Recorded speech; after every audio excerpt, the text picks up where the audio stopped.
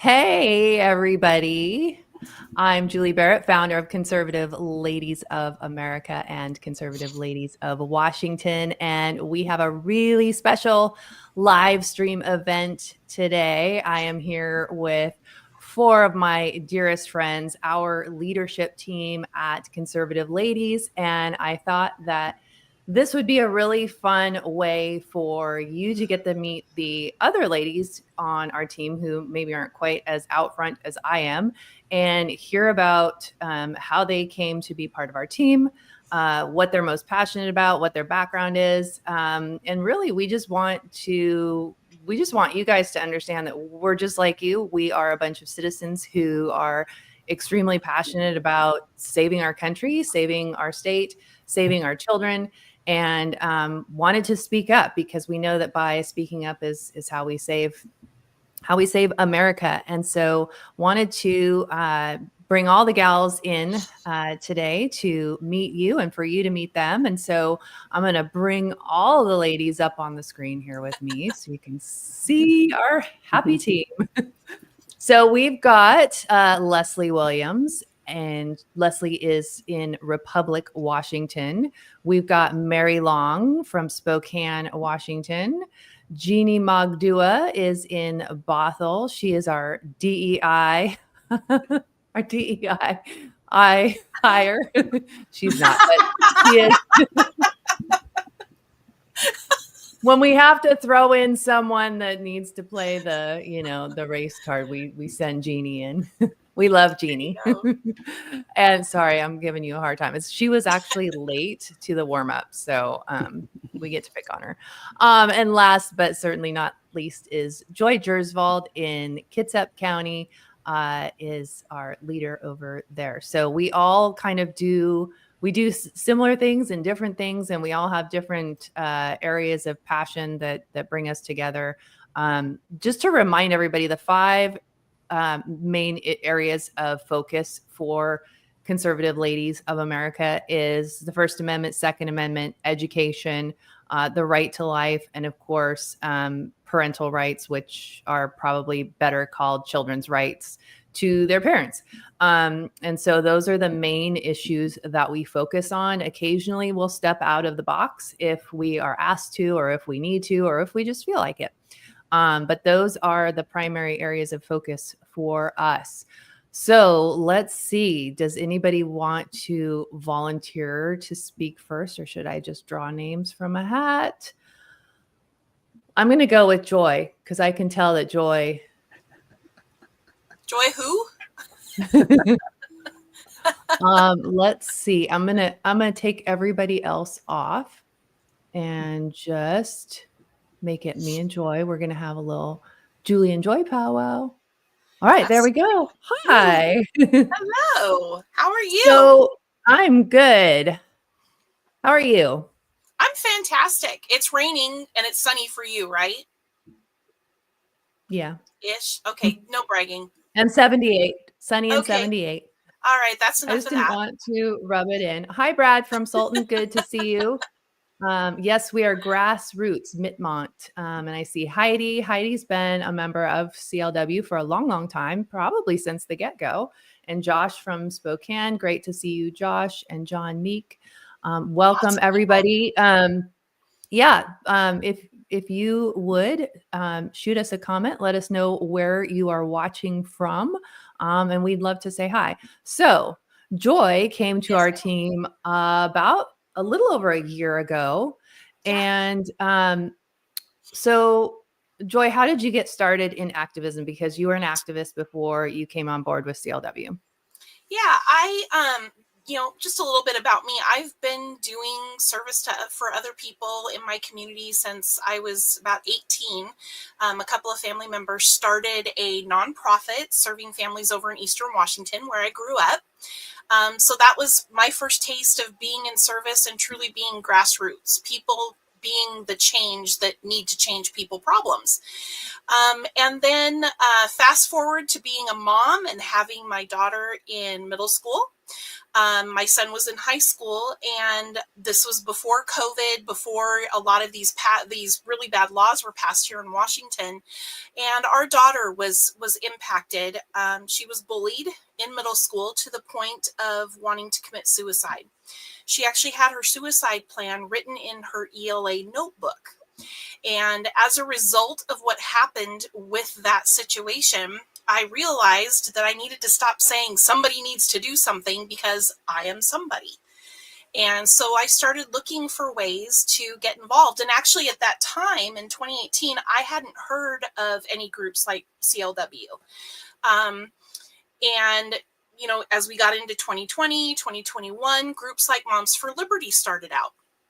And they really spoke to me, and focusing on parental rights and education as a former high school teacher, that meant a lot to me. And so I started the first chapter here in Washington State, here in Kitsap County. And as many of you know, everything that comes at us is from a fire hose, and there's no shortage. You go to bed with dumpster fires, you wake up to dumpster fires. And I was looking for resources to help me push out information to parents, and that's how I heard of CLW. And it was an easy button. I was able to keep up with legislation, put information out in our Facebook group so that parents were aware. And then a few months later, Julie reached out to me and asked if our chapter would like to be part of the rally after 5599 was passed into law. And a friendship was born. I started kind of feeling a little bit disenfranchised from Moms for Liberty, to be very honest with you. And so I was looking to go towards something. And that August, Julie had already asked if I would like to join the legislative action team to lead parental rights. And so it seemed like a natural fit. I had something to go toward, and that's when I started. So, and then in January, you asked me if I would like to come on board as the programs director. And I said, no. Of course, I said yes. I love the team. I feel like I have a family, and the rest is history. So programs director, Joy, that must come with, does that come with quite a nice benefits package, and what a six-figure salary, I would think? I'm rolling in the dough. I've got a Tesla company car. Yeah, I was going to say, yeah. It's fantastic. No, you know, one of the things I absolutely love about CLW is that we're truly grassroots. Not a single one of us get paid a dime for what we do. We do what we do because it's the right thing to do. And if not us, then who? Right. Yep. Yeah. And so obviously just a fun jab there at Joy, because she does a lot of work, as our whole team does. They should be all making six-figure salaries, but we are truly a grassroots organization. And that's one of the reasons why I put Uncensored on the thumbnail for today's live stream, because we don't have huge donors that give us, you know, tens or hundreds of thousands of dollars. And so we're not beholden to a specific narrative or messaging, or, you know, we don't have someone say, you can't talk about that bill because it's a good Republican bill, and so we can't come out against it. We just, you know, and these ladies all get to speak freely. They can have their own opinions that don't have to be the same as mine. Right. Obviously, to be on the leadership team, we have to have aligned values, and all these ladies do, but they are also free to have their own opinions and speak with their own voice. And so, yeah, Joy is an awesome addition to our team, and she does a lot of work, and she just had her debut on Fox and Friends a couple of weeks ago. So maybe you recognize Joy she's a national media star. Complete with a driver. Just ask my husband. That's what he keeps telling me. Awesome. Well, Joy, I am so grateful for you, for all of the work that you do in Washington. I know it's a hard place to be right now, and this session has been tough, and we've been reaching out into other states. Would you tell everybody what state you have kind of picked as where you're branching Yeah, out into? absolutely. Have been keeping an eye on Tennessee, and I have a couple of reasons for that. I have a lot of friends who are Washington State refugees who have landed in Tennessee. Very, very good friends. Some of them lifelong friends. Some of them Navy friends, friends that we made while my husband was active duty. And they know how bad it is here in Washington, and it's part of why they left. So it made sense to me to keep an eye on it and make sure that I put a little bug in their ear when there are bills that we need to watch, because it's sneaky. It isn't just the Democrats. Right. It is not just the Democrats. All you need is a squishy Republican to open that door and everybody plows right through. So it's important to make sure that the parents know what's going on so that they can hold the line. That is extremely important. We know Totally. here in Washington, you can't get it back easily. So That's right. That's right. Well, thank you for your efforts. of course, And thank you for let's asking me see. to join the team. Of course. That was you don't pass up talent like Joy Gersvald. Come Oh, on. okay. Thanks, Julie. Yeah. All right. Let's pull Leslie up. And how do I get her add to stage? There we go. Bear with me, guys. The tech expert has Sunday off. Actually, just kidding. He's out by the pool in the backyard. Hi, Leslie. Hi. Is that your clock? Well, I every time I hear it, I say "Good morning, God" because it's an app on my phone that says it's time to pray. So every That's time I hear awesome. it, it says "Good morning, I God." love that. So. I love that. You are over there in Republic, but you also have a new hat this year. You are our new state director for Utah, and you have roots in Utah. Do you want to share a little bit about yourself and how you came to be on our leadership team at Conservative Ladies of America?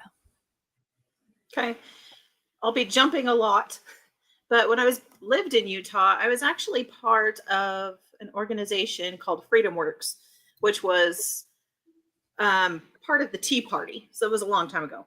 But I did a lot of activist work there. But when I moved to Washington, there was nothing for me to do activist wise for my beliefs. So when the pandemic started and everything started happening, we were all kicked out of church, whatever. Me and my husband was trying to figure out what to do. We needed to do something to fight. So we started a publication called The Pamphlet, and we was teaching U.S. history,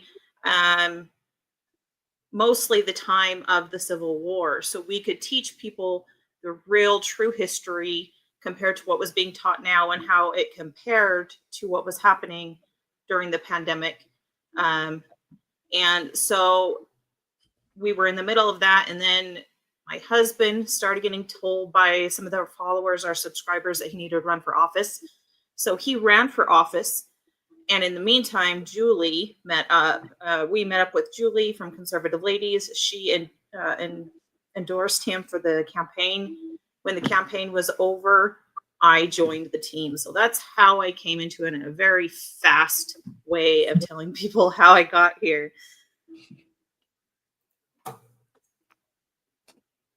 Sorry, I had to find the button there. Yeah, so that was actually really fun because Leslie contacted me when her husband, Lonnie Ray Williams, was running for state rep in the 7th Legislative District. And he was a fantastic candidate. He's kind of that conservative, staunch conservative, like I'm willing to go in there and vote no against every bad policy. A political outsider, which is, I think, important when you have a pretty strong established Republican caucus, like seems to be the case in almost every state that I've seen. And so I could tell that Leslie had a passion and a talent, for lack of a better word, a talent for speaking about issues, for reading and deciphering legislation and making it make sense. And she has that desire to sort of be a teacher of these things, and encourage other people to take action.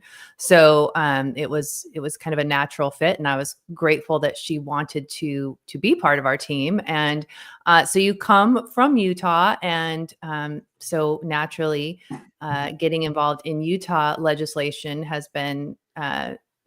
So I need to share with everybody that at the onset of this year's Washington legislation, I could tell that Leslie was just not in a good frame of mind. I mean, there was such it's the fire hose of communist garbage that comes out of Olympia. And, Leslie's got young children at home, and she homeschools, and she has a lot on her plate. And I could just tell this is not working good for her morale. So she has gone headfirst into Utah legislation, which I think has been, there's a need for the work that we do. There's a need, I think, in every state for this kind of activism. And so is there any, what would you say kind of as just overall what you see in Utah? What do you feel like is kind of the primary difference? Well, it's opposite of Washington. Opposite in values and opposite in political views, but we're dealing with kind of the same thing. So how that works is they're a very red state, but they are a very rhino state. So we're dealing with Republican bills, but I still have to fight them, which is frustrating to me too. But it's not so much that I have to worry about whether or not somebody's going to knock on my door and take my child. So it's completely different. The legislative session is completely different. They don't have a whole bunch of meetings. You go to a hearing and you hear testimonies, and then they vote on it that same day.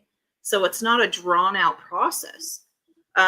So their session's a lot shorter too, because we don't have 3-4 meetings for each bill.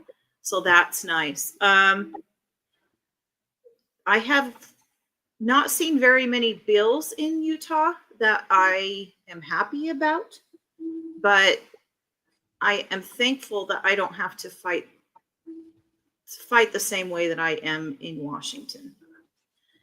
I think, sorry, I just wanted to interject for a second. And one of the things that I know you're kind of in your mind, at least in my mind, when we testify in Washington state legislature, we are met with hostility from the Democrats on the committee.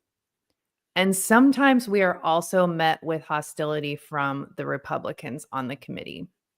And that is very demoralizing when you're just trying to do the right thing. You're trying to speak what you believe in, and what your values are. It's really demoralizing to have, you expect it from the Democrats, but when you see Republicans whispering or rolling their eyes or getting up and walking out of the room, it's really a slap in the face. It's really it's a thankless job, and we're not doing it to be thanked, but it really does feel like a slap in the face. Well, and in Utah, when you're in a hearing, you're not dealing with that. They're all nice to each other. The Republicans, the Democrats, they're all calling each other friends. They're all laughing. It's a totally different feeling in that hearing, other than you have to go against them sometimes. But yeah, it's not the negative, yucky feeling that Washington gives you.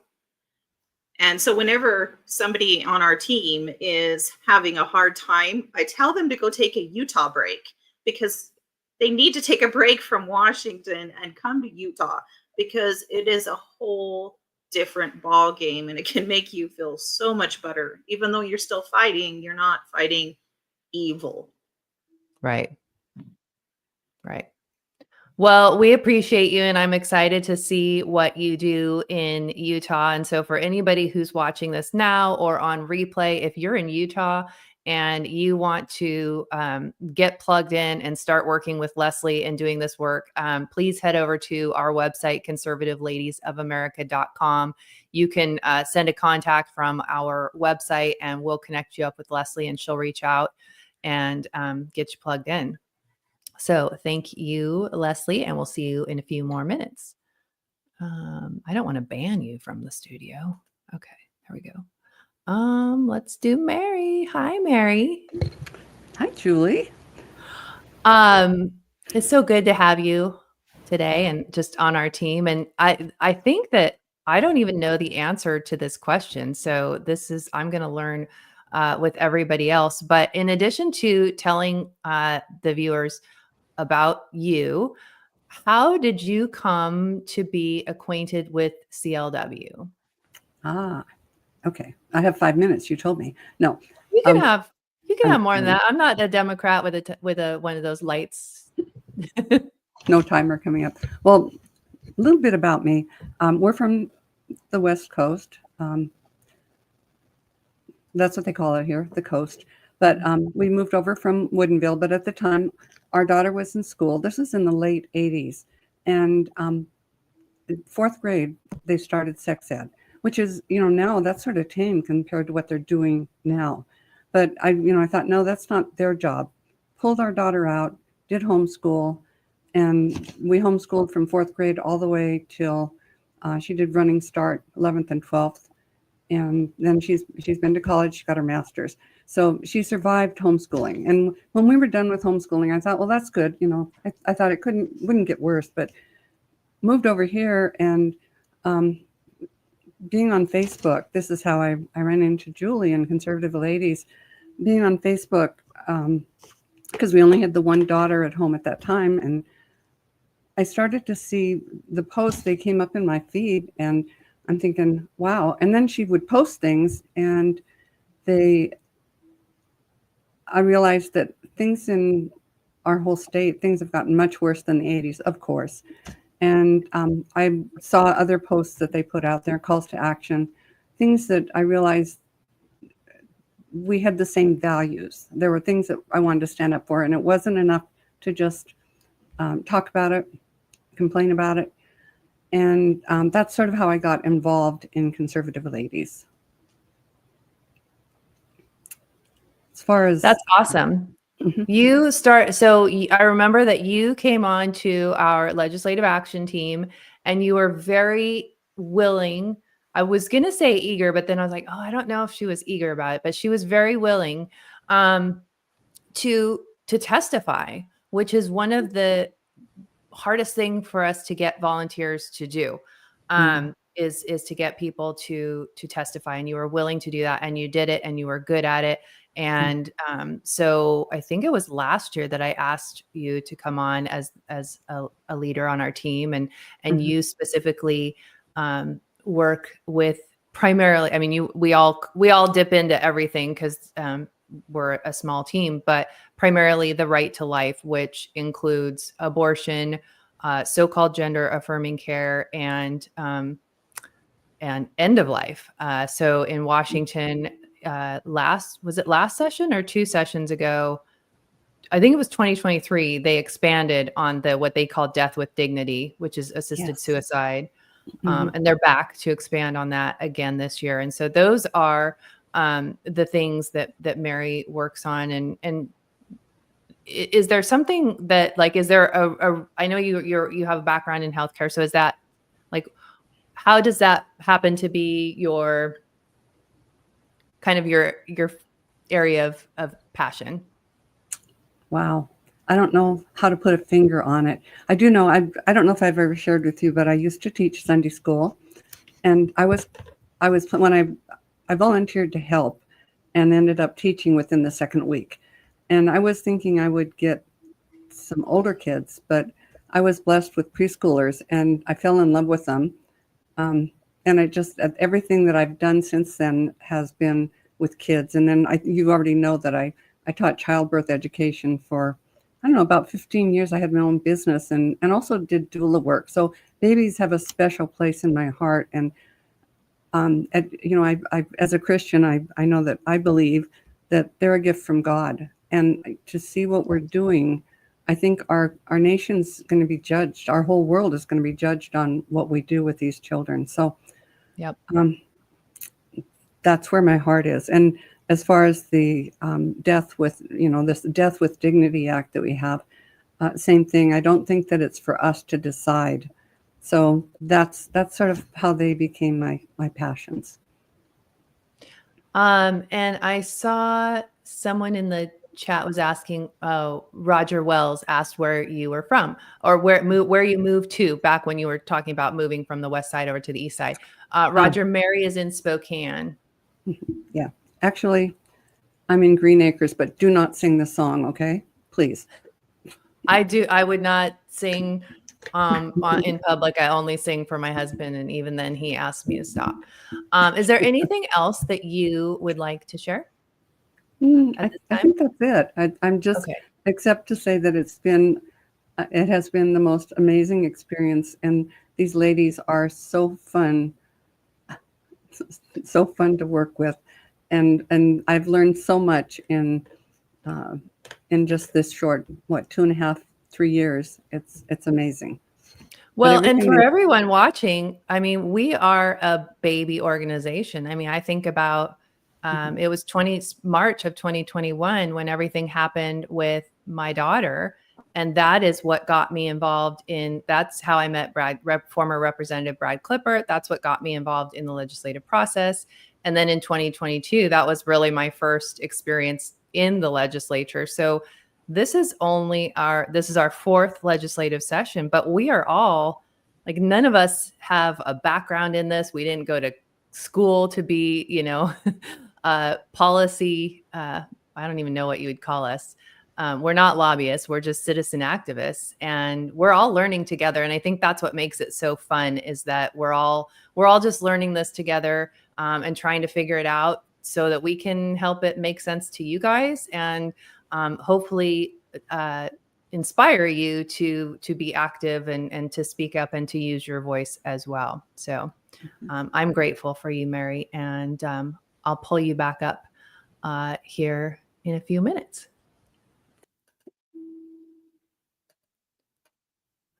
All right. Save the best for last. Shh, don't tell them. Oh, dear. I'm just kidding, Joy. I can see Joy. She's got a look about her. Or is she frozen? Jeanie, though, has been around the longest. Before even conservative ladies even had a website, before we were legit. Yes. Yeah. So, right.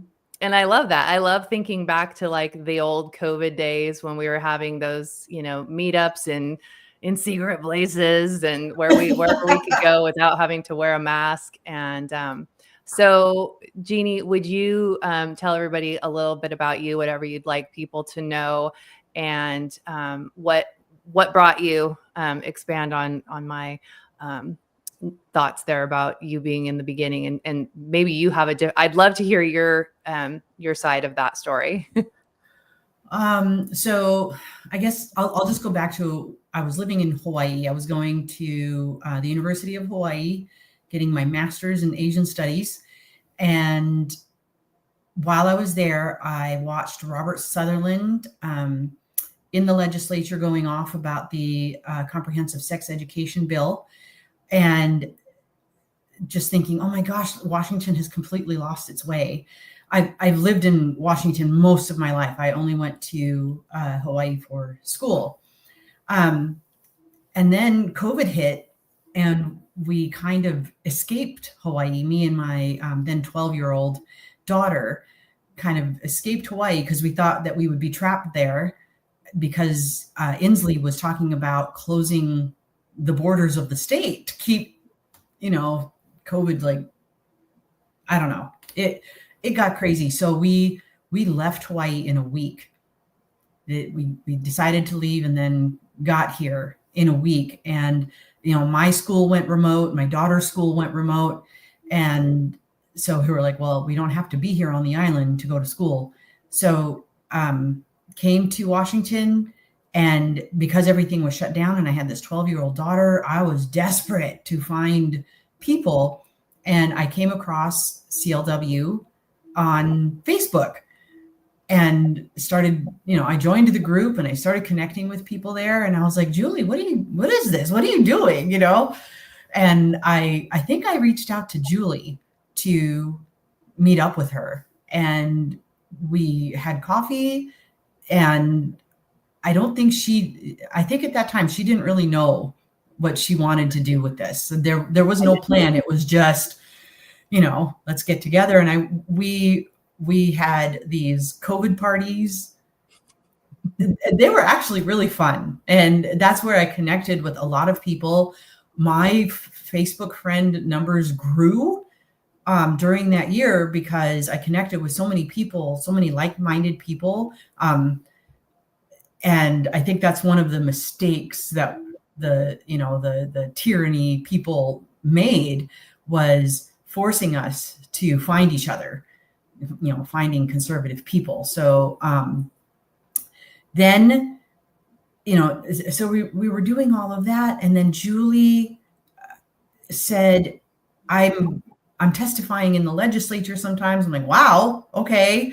And then she asked me to testify in the legislature, and it was a bill. It was an education bill. It was a funding education bill where they wanted to fund empty seats because so many people had left the public schools because everything had shut down, and they were seeing what was being taught to their kids because it was online, and school was in their kitchen, and they were hearing all of the crazy things that the kids were being taught. And so a lot of people, by the tens of thousands, people were leaving the public schools, and they wanted to continue funding those seats even though they didn't have kids there. And so she asked me to testify against that bill, and that was my first testifying experience. And my husband and I were actually at a weekend getaway. I remember that. Yes. So I remember that. Yeah. So that was my first experience testifying in the legislature. And I remember thinking, how is Julie keeping up with all this? Because she was really the only one testifying that year. And then she decided to organize and become like legit. And then I was like, okay, let's do this. The other ladies that are here tonight, they do a whole lot more than I do.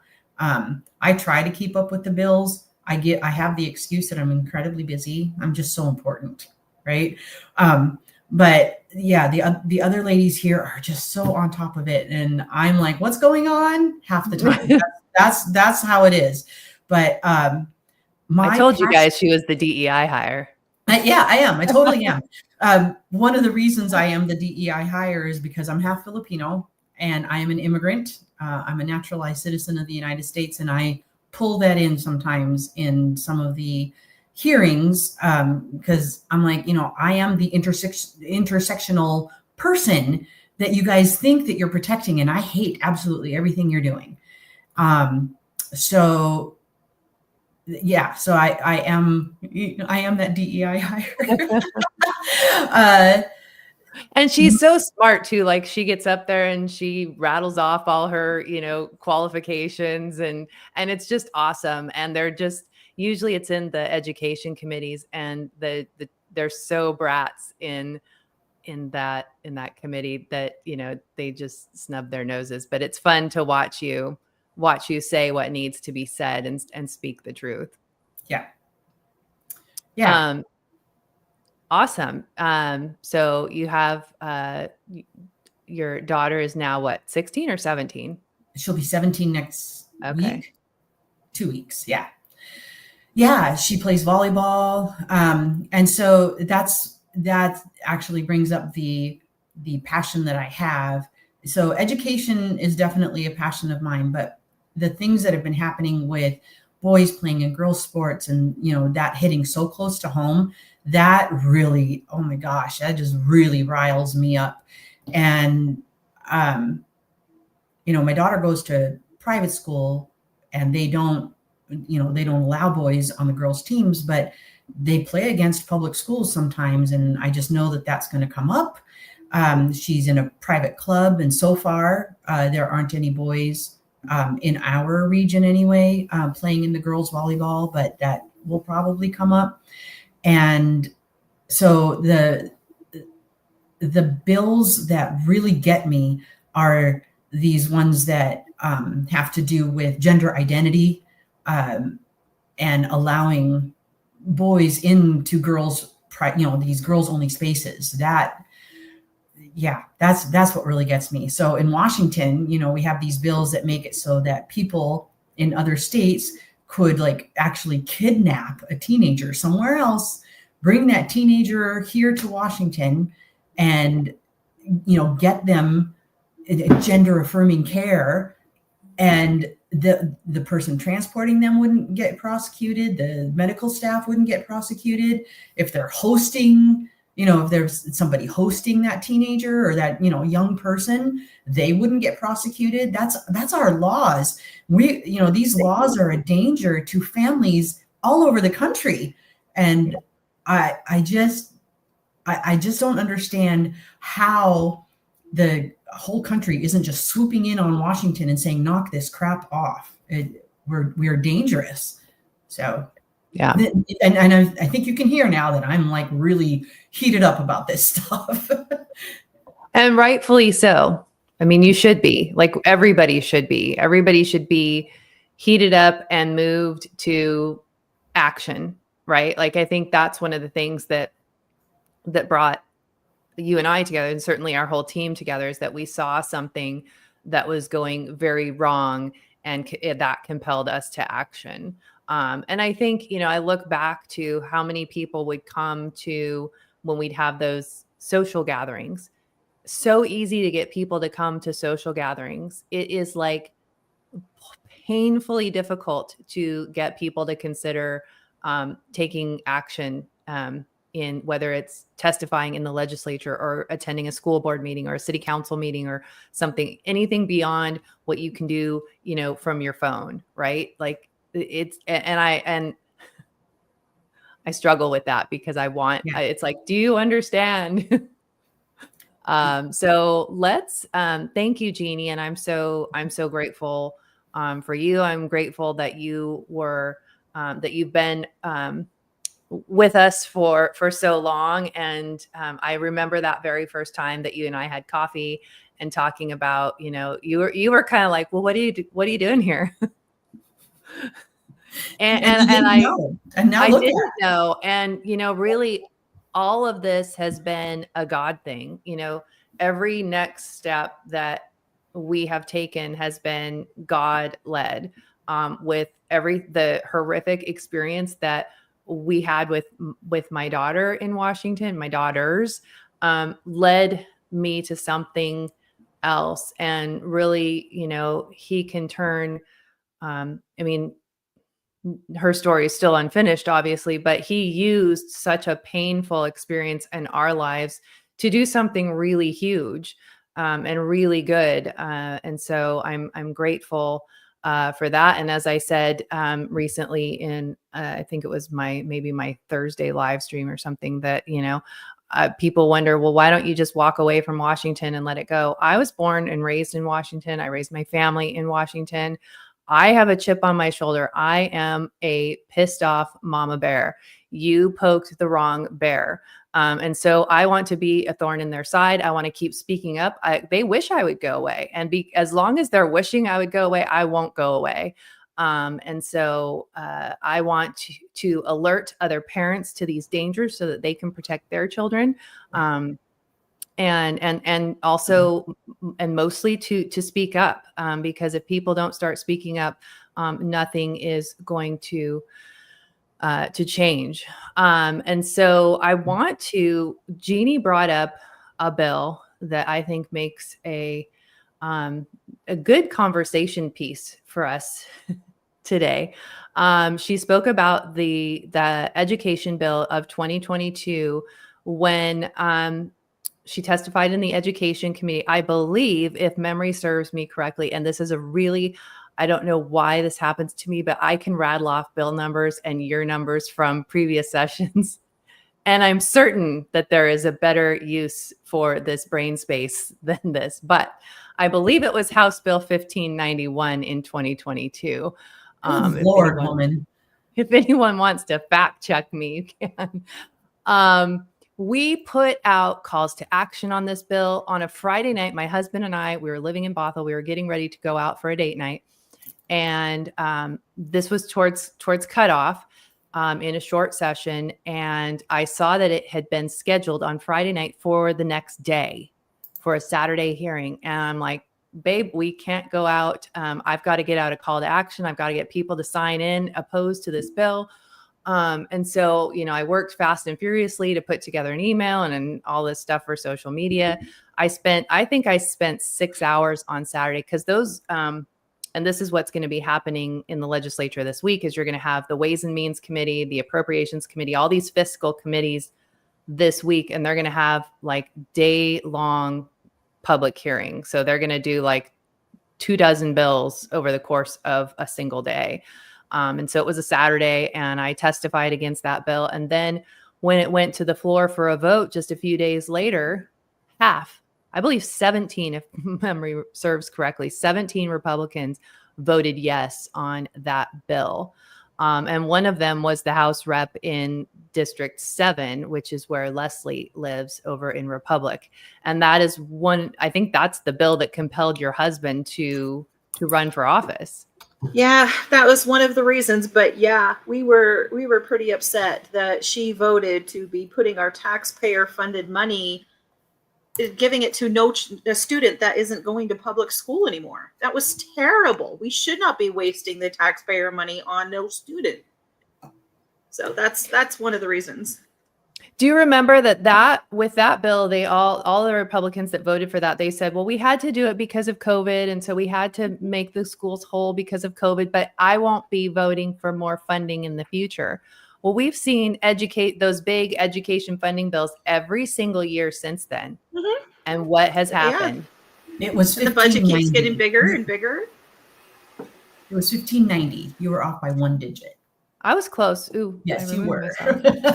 Crazy. What am I doing? We can't rely on the Republicans here. It's really frustrating. Really frustrating. Yeah, Tony's saying we need a moratorium on any new legislation. It's too messed up and no one trusts any of them. I agree with you, Tony. I think Wouldn't we all that be agree nice? with you. Could not agree more. Right? Yeah, we could handle you guys doing less. Please do less. Yes. Well, and you know, I often say, and legislators tell me, well, that you just can't do it that way. I say, if I was a legislator in Washington, I would just go in there and I wouldn't sponsor a single bill. I wouldn't co-sponsor a single bill. I would just go sit there and vote no on everything. They've already dropped over 1,000 bills this session. Yeah. And then they want to propose having it a full year session instead of just a few months. How many more bills do they want to drop on us if they want to do a full year? Yeah. Can you imagine? I can't. Thanks. If I could, there was someone who made a comment about, I think it was Mittmont, said that we won't have to worry about boys and girls sports with President Trump. Mm-hmm. I have to correct you, and I'm so sorry, but in Washington State, that is not true. So just so you know, parents in Washington State are still going to have to deal with the fact that boys will be in girls sports. They are not going to comply with Trump's orders, and they are going to fight him tooth and nail to do that. We saw the argument between Trump and the governor of Maine last Friday. Yep. And she said that she would see him in court. While they're waiting for court to happen, boys will still play in girls sports in Maine, and that will be the case here. And what they're saying is it violates states' rights because we have state laws that allow boys in girls sports. And until that gets addressed, until these gender identity laws get addressed, boys will continue playing in girls sports in Washington State. That's not going to change. And Yeah, our courts are packed with progressive activist judges as well. And that was by design. That was not a mistake. Yeah, and sadly. to fix the funding problem, that they won't get the funding from the federal government, so they'll just raise our taxes like they're proposing, raising the property taxes. So that's what will happen is we're going to fund that. All right. That's what's going to happen. It's not going to go away, and we're going to pay for it. Yeah, and I think that what I heard from someone at the Department of Education is that it takes a long time to actually pull the funding. Like that's not like Trump flips a switch and the funding has been pulled. That's a very long process. And as Jeanie mentioned, it will get held up in the courts for a long time. I don't know if you guys saw, I think I did a video on it. No, maybe I didn't. Nick Brown, the new attorney general of Washington, he filed a lawsuit about the gender affirming care. And he filed it in Seattle in the Western District. So who are the judges in Seattle? Well, they're going to side with Washington State Democrats. So it's going to be, I think about it like when, and it's totally the polar opposite when Biden was in office and in red states like here in Florida, you had our attorney general and other red states, they would all do the lawsuits against Biden, just like what we're seeing now, where you've got Trump and so we have such a divided country where our court system has been captured so that the judges aren't even ruling or on the same constitution, right? They're all looking through it with a different lens. And that makes this so very dangerous. I mean, we even see it at the Supreme Court with, some of these justices that even Trump appointed during his first term kind of make some sketchy rulings from time to time. I mean, I've been disappointed. Mm-hmm. Yeah, it's a challenge for all of us because it's very simple to say somebody needs to be sued. I agree. I absolutely agree fundamentally, but that's a process. It's an expensive process. And as Jeanie mentioned, in the meantime, there are kids being hurt in the middle of all of that. Even if there's a stay, that Washington State is going to find a way to work around it. They'll pass, a woke school board could pass a resolution the other direction to allow it rather than stopping it. And that's a chance that is really hard to take. And Tony, you mentioned that we should get, kids and parents who have been affected by this together. I cannot agree with you more. The voices that matter are the people who have been affected, not a bunch of politicians grabbing a microphone and saying how bad it is. We know how bad it is. We're living how bad it is. And what we need is for people to raise their voices. We did not go looking for John Curley to call me and have me on his radio show. We did not go looking for Fox and Friends. The whole reason that came up was Washington State started making the national news and they went digging for testimonies. They found a testimony of mine from over a year ago. Our voices matter. If enough citizens in Washington said, I will testify one time this session, that's all you need to commit to. It would matter because they're lined out the door with their activists. It's the same people every single time. And yes, we sometimes make catty remarks behind closed doors about the same people all the time because we're tired of hearing from them. They need to hear from us, we the people. Absolutely. And Heidi is in the chat. Heidi's been a CLW member, like I said, for a long, long time. And she says she will testify. She has limited time. She does run a business, but she's passionate about medical freedom bills and parental rights. So there's actually a good bill, Heidi, that you might want to testify on. It's probably going to pass out of the House here in the next week or so. And that's House Bill 1531. And that gives the governor great broad authority over medical emergencies. So Heidi, if you search our Substack for 1531, you'll find some information. I also did a video on that on our YouTube channel. So if you think you want to testify on that, please do. reach out and we will hook you up on that. And of course, there's a lot of bills that impact families and the rights of parents. So we can definitely hook you up. Roger should move to the Southeast before the whole West Coast falls into the sea. It's not a bad idea. And it's nice here in the Southeast. So I know I was going to have each of you guys talk about a bill, but we're kind of getting close to our cutoff time here. So I want to just kind of, I'm going to throw out a couple of big bills that I know our team is concerned about in general, and that we want to alert people to, and you guys can chime in with your 2 cents. I was talking to Joy this morning about Senate Bill 5007. And we've put out quite a few pieces of content on this. I think we've done a couple videos now. Leslie did the original video back in December when the bill dropped. We've done some written pieces. This is sponsored by Republican John Braun. And I just have like the worst gut feeling about this bill. And when you read the bill and what they're trying to do, it's to address chronic absenteeism in school. But what they're going to do is they're going to end up spending over $71 million over the next 5 years to give grants to community-based organizations. Now, if you're in Washington and you have any familiarity with the community-based organizations in Washington state, you know, these are BIPOC, LGBTQ. They're doing all of the woke stuff. And so they want to give these taxpayer dollars to these organizations to provide behavioral health supports to kids. And keep in mind that Washington state wants to take parents' access to their kids' education records. Now, because these wouldn't be affiliated with the school district, they'd be their own organization. Those are separate from the child's school records. Which you already don't have access to those anyway.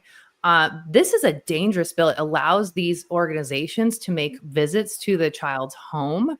And like I said, this is sponsored by the Republican minority leader. It's co-sponsored by, I think, 3 or 4 other Republicans. It passed out of committee with Republican support. It's got a hearing tomorrow. And we're like the only people that are sounding the alarm on this bill.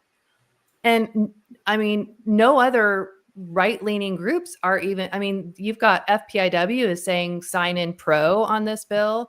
I've seen other people on the right saying sign in pro on this bill. I don't get it. Like, just because it's a Republican, we're going to support it. Like, you have to do the math and see that these 2 things add up to a disaster. It's a blatant Fourth Amendment violation outright. And the Republicans are voting for this crap. Yeah. Why are we allowing them to violate our constitutional and Bill of Rights? This is wrong. Go ahead, Joy.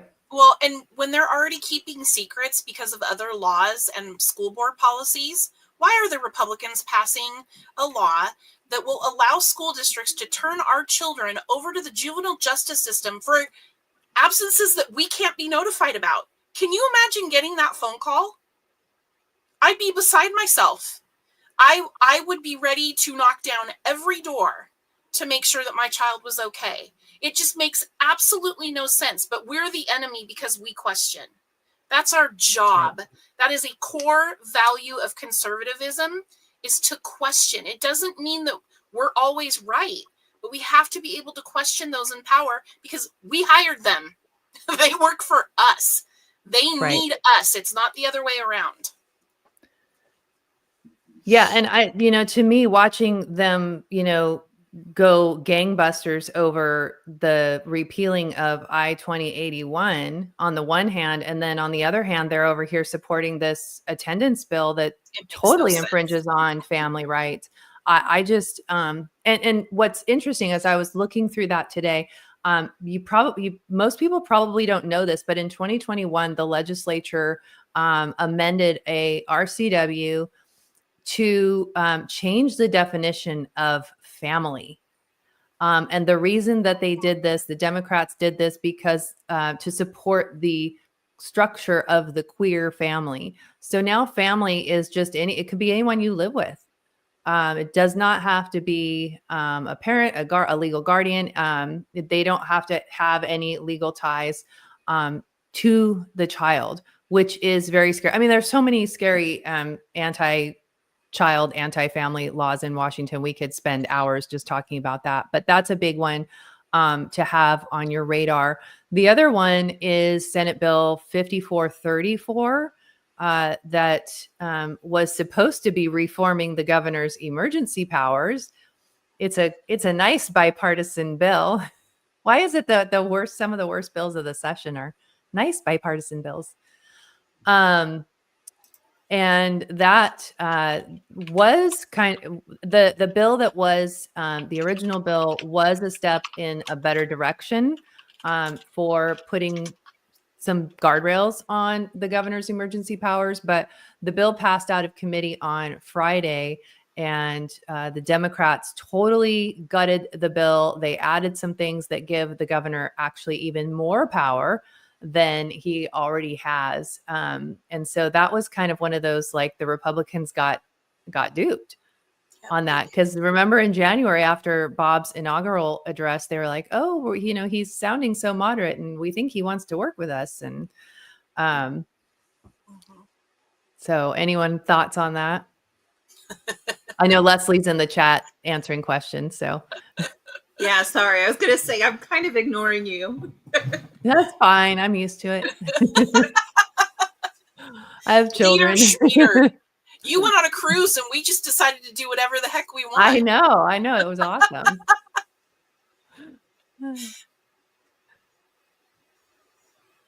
Did anybody have Mary, is there what's the status of either of those abortion pill bills? I hate those. So there's a pair of abortion pill bills that would require taxpayers to pay for abortion pills in colleges.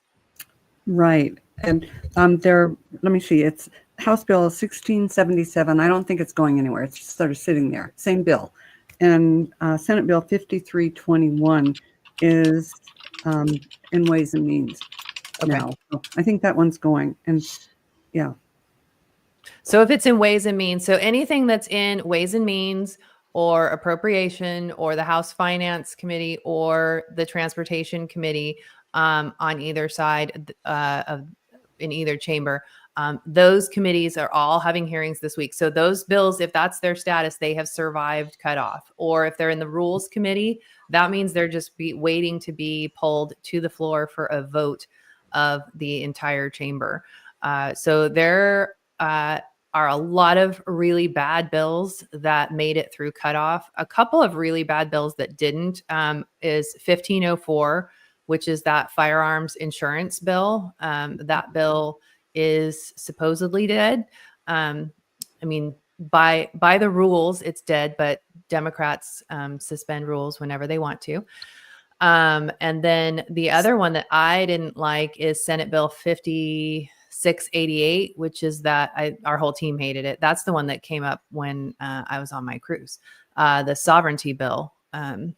So that one also didn't move, but House Bill 1321 that allows the governor to keep militia from National Guard kind of thing from coming in and helping. That one is still alive.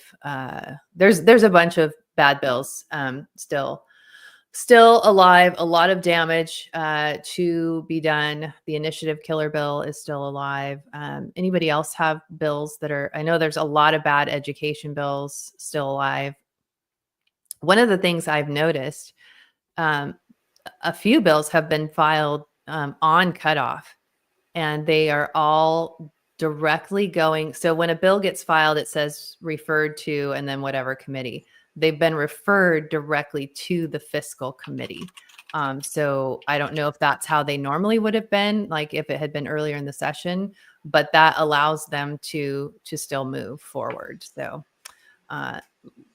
lots of bad stuff to be had. But we are coming up on 3 o'clock for those of you on the West Coast, 6 o'clock for those of us here in the free state of Florida. Sorry, ladies. Right. But I hope you all enjoyed meeting our team. I think everybody now has done a bill of the day video on our YouTube. And so now you kind of know a little bit more about these gals. And I hope that you will, if you have any questions or you want to get involved or you see a bill that you want us to know about, you can contact any of us just by using our first name at conservativeladiesofwa.com. So Jeanie at conservativeladiesofwa.com. And truly, whether you are wanting to get involved at a school board level or your city county council, whatever it is, we will help you with that. And like I said, we're all just learning together. So we'll learn along with you. We'll help you figure it out. We've gotten really good at reading agendas and reading bills and whatever what do you call like school board, what do they call it? Resolutions. Yep. Resolutions, their policies, all of that. Yeah. And we watch, Mary watches the State Board of Education meetings. She goes and observes those and sometimes make comments. Jeanie and Joy both track what's going on at the State Board of Education. Or sometimes I just pull Jeanie in and say, here's what's going on. Can you speak? We have a website, conservativeladiesofwa.com, or our, let me put our Substack up here on. Also, so this is our Substack, conservativeladiesofamerica.substack.com. You can also go directly to our website, conservativeladiesofamerica.com. We have a lot more content on our Substack because that's just an easy place to put it.